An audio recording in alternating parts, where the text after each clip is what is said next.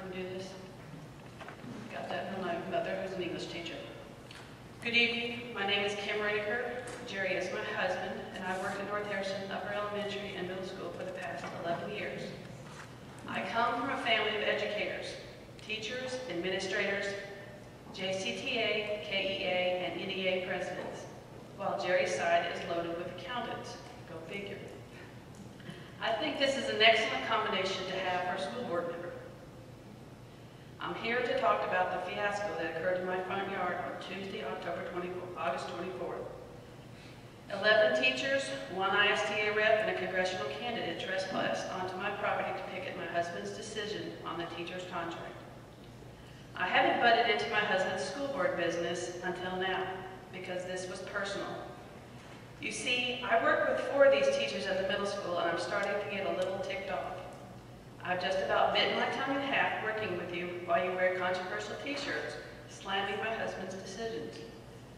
But the coup de grace was when you came onto my property holding signs about me, as well as my husband, then showed up the next day at school and acted like nothing happened. Not even one sheepish, "Hey, sorry about yesterday." I'm well aware of what I was getting into when Jerry ran for school board. I've heard both sides, so I know what's going on.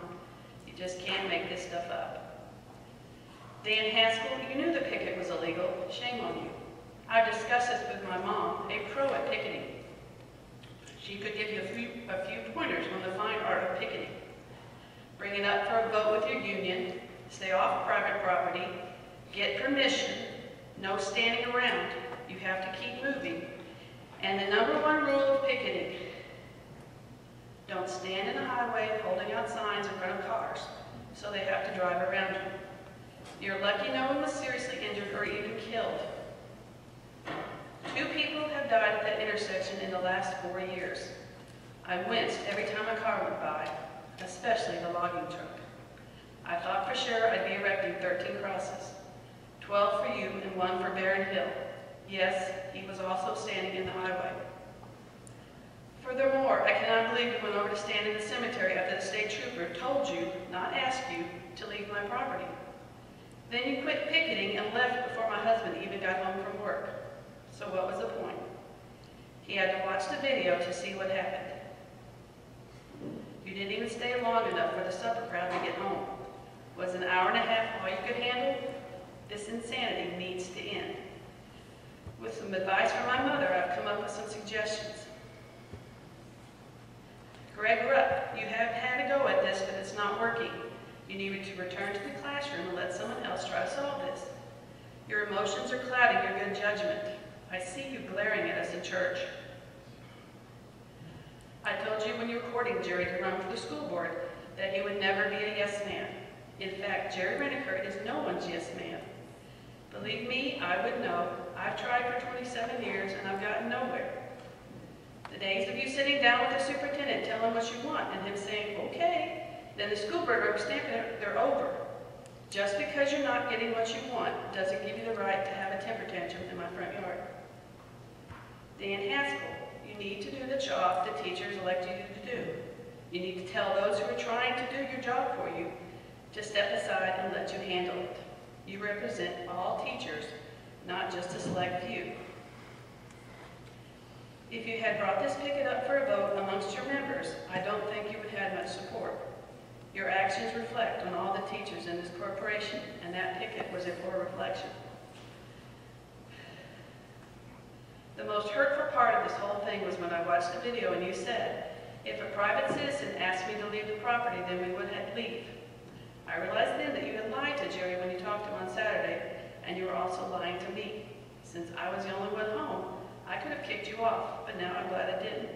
What you did was a good eye-opener for other teachers in the corporations. Teachers, you need to get involved and ask questions.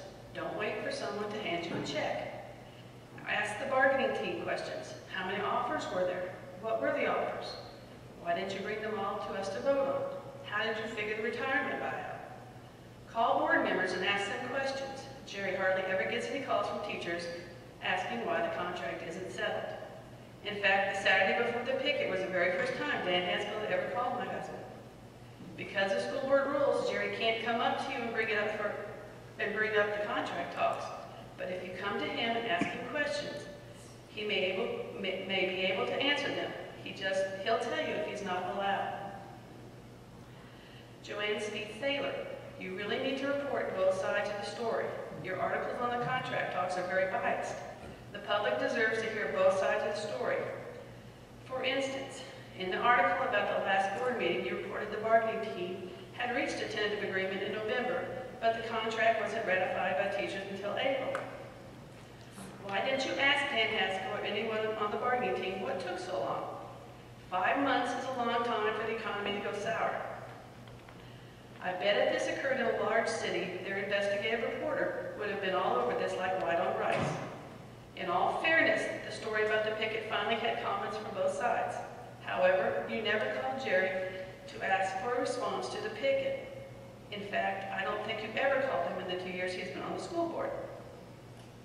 I was out mowing and you didn't even bother to come over and ask for my opinion. Teachers, it's hard to figure out what you want from my husband. Years ago, when the teachers were being ripped, Jerry came to the meetings, stood up, asked questions, and made this statement. If you don't have the money, don't spend it. And I remember a lot of you bobbing your heads and agreement like bobblehead dogs, especially you, Mrs. Farrell. Flash forward to last month's board meeting, and Jerry told me a statement was made. We don't care if you rip teachers later, we want the contract settled. More heads bobbing again. Sounds to me like whatever he does, he won't be able to make you happy. He isn't willing to sell this contract on the backs of the younger teachers because they're the ones that would be the first to go. Jerry and I are well aware that what occurred in our yard was not representative of the majority of the teachers in this school system. The ones involved really need to apologize to them. Holding signs with only your middle finger and saying you learned this from high school boys is not what I would call professional. My daughter Natalie, a former student of yours, Mrs. Farrell, is a sophomore at Colorado State University studying, no surprise here, wildlife management. She's very much like her father. She doesn't hold anything back and will call a spade a spade. She saw the video and emailed me about it, and I quote, "It was discussing how they decided to use a cemetery to picket. They have no respect. But the classic moment was when Mrs. Farrell was giving the camera the middle finger. Way to go, second grade teacher." After watching that, Mom and Dad, I was ashamed that many of them were past teachers of mine that I respected. I have lost all respect for them now. How they are considered the educated members of the community is beyond me, end quote. There are many wonderful teachers in this corporation. I do believe this will be resolved. Everyone needs to take a deep breath, get rid of negative feelings, and work together. However, if you can't start acting like mature grown-ups to solve this, and you want to start more foolishness, then bring it, but stay out of my yard.